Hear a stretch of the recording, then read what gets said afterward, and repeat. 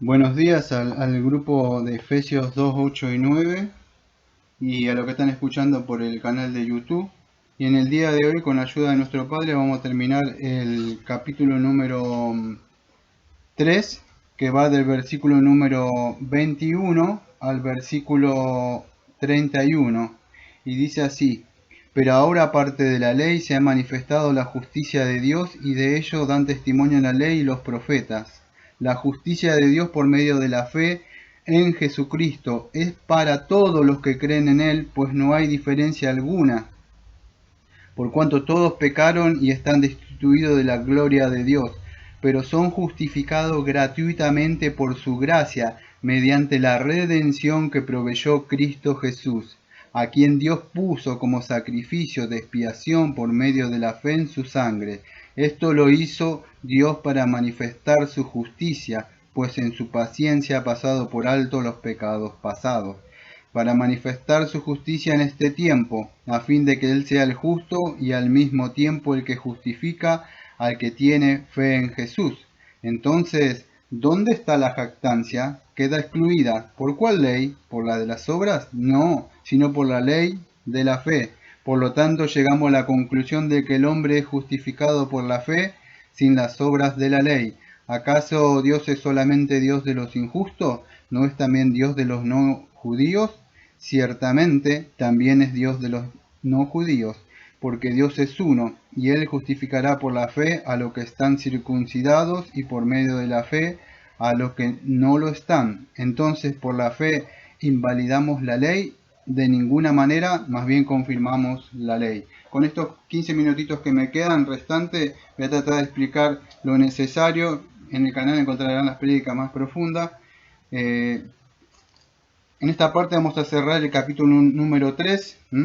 A grandes rasgos voy a explicar un poco la justicia de Dios, vamos a decir, que se hace, se manifiesta la justicia de Dios por medio de la misma justicia que Dios provee, que es la justicia que Jesucristo cumple. Acá cuando habla de la justicia, o sea, la justicia de Dios que dice ahí, Pablo se está refiriendo ahí a la justicia de Dios por medio de la fe. Bueno, la justicia de Dios, aunque cuando hablamos de justicia hablamos de ley, hay que ver el contexto. Acá sería el carácter moral justo de Dios, el carácter justo moral de Dios, la santidad de Dios, eh, es lo que Cristo viene a cumplir, vamos a decir, en la cruz. Bueno, a grandes rasgos, porque no me daría tiempo de explicar todo eso, Pablo dice así: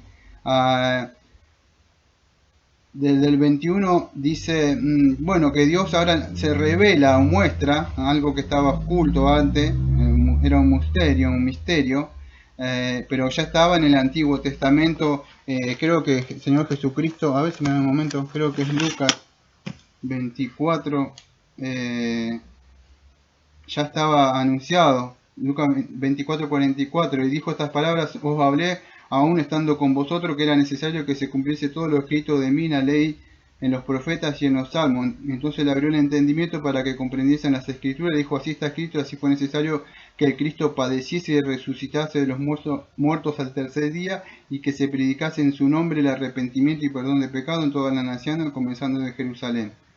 Entonces vemos que ya estaba anunciado en el Romano. Cuando empezamos los primeros estudios, en el capítulo número 1, vimos que ya estaban anunciados también por la ley y los profetas. Cristo mismo le decía a los fariseos y a ellos que estaban ahí, le decía de que ellos indagaban y buscaban la escritura, y todo apuntaba a él, incluso a Moisés. Le decía que ellos reverenciaban, y Moisés hablaba de mí, decía: Abraham me vio y se gozó. Entonces todo apuntaba a Cristo. La ley misma, cuando veamos más adelante, o el domingo que tengo que hablar, que es la ley, el fin de la ley es Cristo. No es que se acabó la ley, no es que estaba predicando Pablo el antinomianismo como en el último versículo acá, sino que apuntaba y llegó en Jesucristo. Entonces Pablo lo que está diciendo, una vez encerrando todo bajo condenación y bajo pecado, dice que no es, vamos a decir, la persona no es lo moralmente o lo justo para alcanzar, vamos a decir, el carácter moral justo que Dios demanda.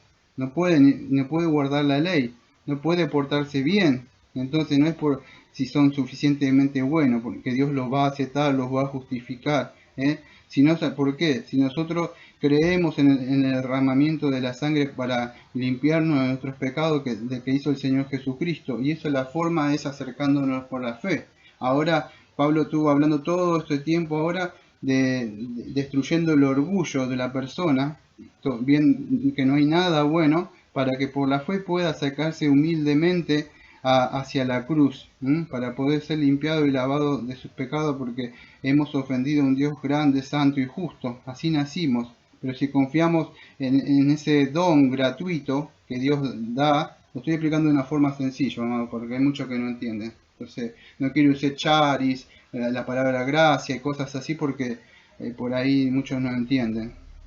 Pero es un regalo que Dios da, es un regalo que Dios da gratuitamente. Por eso se llama Efesios 2, 8 y 9 el grupo. La iglesia también se llama Iglesia Bautista Reformada de la Gracia. Y abajo tiene el cartel enorme que dice Efesios 2, 8 y 9. ¿Por qué? Porque creemos que la salvación es por gracia. La salvación viene de Dios, es monergística. O sea, Dios es el que trabaja en nosotros, ha trabajado, ¿no? Es por medio del Señor Jesucristo, que Él, vamos a decir, saca, que haré explicar un poco, quita el pecado. O la palabra ahí creo que es, si no me equivoco, la palabra ahí es expiación, es hilasterion. Algunos, no sé si a ver cuánto me queda de tiempo, si tengo un tiempo para hablarlo.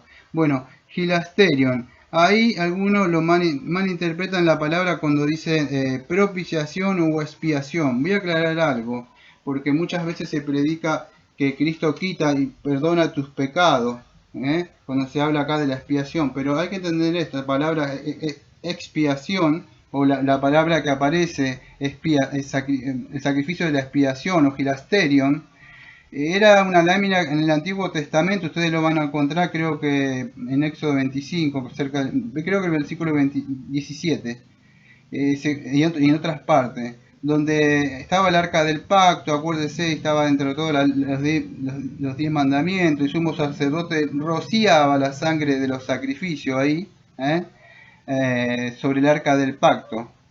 ¿Qué significaba? La sangre de Cristo era un tipo, podríamos decir, que iba a cubrir o cumplía, iba a cumplir el pacto ese que Dios había prometido, y los 10 mandamientos, Él con su sangre y derramamiento de la sangre iba a cubrir. De una forma está primero la ley de Dios cumplida, y de alguna forma esa misma sangre, vamos a decir, que el sumo sacerdote representaba a todo el pueblo también.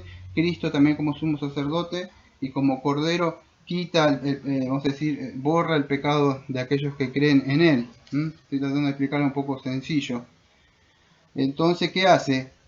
Hay que tener cuidado cuando se dice que expiación o hilasterion ahí es, vamos a decir, es quitar el pecado. La traducción más correcta sería de hilasterio, expiar, porque expiar significa sacar, ¿vio? Extraer algo. Pero acá, expiar, hilasterion, aunque tiene parecido, es la palabra, tiene la idea más, la connotación no de expiación, sino de propiciación. ¿Vio? Con ese seme propicio a mil pecador. Bueno, la palabra hilasterion o expiación no es tanto quitar el pecado, sino más es aplacar la ira. Eso es importante entenderlo, porque los predicadores modernistas en el día de hoy lo suavizan diciendo Dios te quita los pecados. Sí, pero es importante, un momentito, Selah. ¿Qué es? Primero tiene que aplacar la ira. Esa es hilasterion. Cristo aplacó la ira. ¿Sabe por qué no lo dicen? Porque decir eso significa que Dios está irado, Dios está enojado, Dios es un fuego consumidor, amado. Entonces dicen, Dios, si aceptas a Jesús, Dios perdona tu pecado. Y aunque es una verdad media, porque debemos predicar de la ira de Dios, de la justicia de Dios. Dios es un fuego consumidor. Entonces hilasterion tiene una relación más con la sangre que cubría ahí, que había sido derramada para aplacar la ira de Dios. Y es de alguna forma, para que puedan entenderlo algunos que no entienden, la sangre de Cristo es la que aplaca el fuego consumidor de la ira de Dios. Entonces, eso, y solamente así puede haber expiación, pueden tener el beneficio del pueblo que estaba afuera. Ese día de Yom Kippur eran perdonados los pecados, tipificando lo que iba a ser el antitipo, que era Cristo. ¿Por qué es importante de entender esto? Porque si usted no entiende todo esto, va a creer un evangelio superficial, modernista, ahí que levanta su mano y ustedes lo ven a las personas viviendo como si no hubiera pasado nada. Y no es así, hay que entender lo que el Señor ha hecho en todo esto y Dios nos revela y nos muestra. Hay muchas personas que están engañadas creyendo que son cristianos y ustedes los ven en los medios, en los Facebook, en las cosas que hablan, en sus vidas. Pregúntale, si le preguntamos a su cónyuge más cercano o un familiar algo si es un cristiano, y esas personas saben si son o somos cristianos nosotros. Entonces es importante de entender qué es lo que ha hecho el Padre, el Hijo y el Espíritu Santo. Es así. Entonces sigo explicando un poquito más con este minutito que me quedan. ¿Por qué es?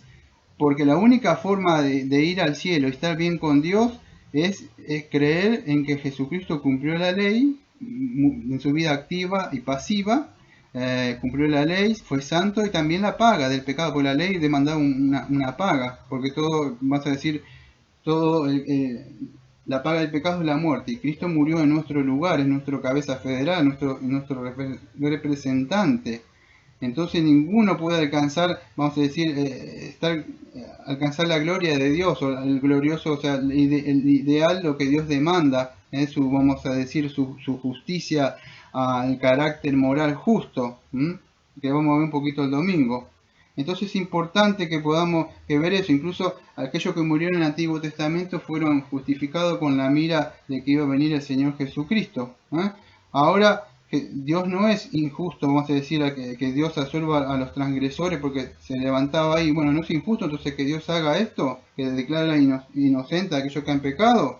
Esa es la gran pregunta de la justificación. No, porque Dios mismo da esa justicia que es Cristo. Entonces es importante que podamos entender eso. ¿Por qué? Porque su carácter justo queda complacido. ¿Con qué? Con la sustitución que hace el Señor Jesucristo en nuestro lugar. Cristo hace lo que es la redención ahí, que es apolostrosis, la palabra. Significa pagar un rescate. Viene también del Antiguo Testamento, apolostrosis, acá en el griego, pero seguiría redención, pagar un rescate. No se lo paga a Satán, se lo paga al Padre. Es al Padre. Él paga, compra. El hombre está muerto en delito y pecado. Es esclavo del pecado, es esclavo de Satanás, su voluntad, sus emociones, todo lo que hace, habla, dice, piensa, sus acciones, todo eso está vendido al pecado.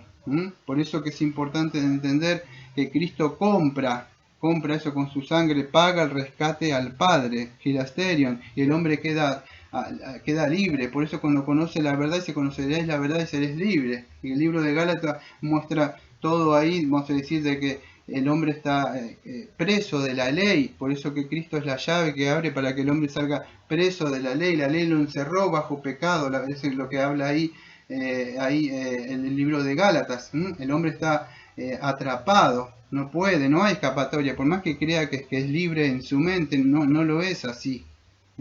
Subjetivamente se está engañando la persona. Hay que entender, 2 Corintios capítulo 5 versículo 21, dice: el que no conoció pecado por nosotros lo hizo pecado, para que nosotros fuéramos hechos justicia de Dios en él. ¿Ve? Un resumen de todo acá del Evangelio. Cristo fue el justo, es el justo, no cometió ningún pecado. ¿Pero por qué? Fue por nosotros. Conoció, tuvo una relación, o sea, en el sentido por nosotros, no es que él pecó. Pagó la paga por nosotros y vivió una vida santa por nosotros. Entonces lo único que podemos hacer es ir a Cristo en fe y en arrepentimiento. Eso es lo que dice Pablo. ¿Qué puedo hacer para ser salvo, amados? Bueno, en el día de hoy es viernes y terminamos ya esta parte. Si usted hasta ahora no es cristiano, lo único que puede hacer es como en Mateo, aunque está hablando al Padre, usted por ahora si no es cristiano, puede ir a orar a Dios en este momento y decirle, fíjese como dice la oración, vosotros pues oraréis así: Padre nuestro. Una persona que no es cristiana, por supuesto Dios no es el Padre, Dios no es Padre de todo, pero usted puede acercarse a Dios diciéndole al Señor, reconociéndolo como Dios soberano, a Él, y que ha conocido todas estas cosas, su condición que tiene pecaminosa, que Él está enojado con usted, que usted no lo sabía, que se ha enterado ahora, y reconozca, como dice Mateo 6:9, santificado sea tu nombre. Usted ha conocido que su nombre es santo y usted se ha visto que usted es perverso, como estuvimos viendo todos sus estudios. ¿Qué puedo hacer? Reconozco que usted es santo, santificado su nombre. ¿Cómo fue? Es por medio del Señor Jesucristo que podemos ser ahora santos también, porque Él vivió una vida. Dice, venga tu reino. Usted reconozca que Cristo vino. Cuando Cristo vino, se acercó al reino. Hágase su voluntad. Pida que se haga su voluntad en usted, que Él le perdone sus pecados. Fíjese lo que dice más adelante. Dice, el pan nuestro de cada día. Pídale que le dé el pan, que es Jesucristo. Jesucristo es el pan de vida. Y es el agua. Pero fíjese lo que dice el 12. Y perdona nuestras deudas. Hasta ahí. La otra parte es para los cristianos, así como perdonamos. Pero pídale, perdone nuestras deudas si no es cristiano. Dios está ahí. Todo el que viene no le echa afuera. Perdona mis deudas. ¿Qué es deuda? Usted es un deudor ante Dios. No puede pagarle. Es un miserable. Está pobre de espíritu. Reconozca eso. Sea humilde. Agache su cabeza. Hoy es un tiempo que muchas personas están muriendo, amados. Y se están yendo al infierno. Todo es temporal. Lo único eterno es donde vamos a estar. La diferencia es eterno. ¿Dónde va a pasar su eternidad? Esto es temporal. Pero hay algo eterno. Algo eterno en el infierno o algo eterno en el cielo. Voy a cerrar con esto, amados. Dice Pablo, dice entonces por la fe validamos la ley de ninguna manera, más bien confirmamos la ley. Y en estos 30 segundos voy a explicar esto. Pablo lo que está diciendo acá es que él está de alguna forma está diciendo, reconociendo que la ley es duradera, la ley moral, no se ha terminado. Eso lo va a explicar más en el capítulo. ¿Por qué? Porque él iba a ser acusado de antinomianista. Esos argumentos después lo va a desarrollar más en el capítulo 6 y 7. Y en eso vamos a ampliar un poco más. Que tengan un bonito día y nos vemos el lunes, si Dios quiere.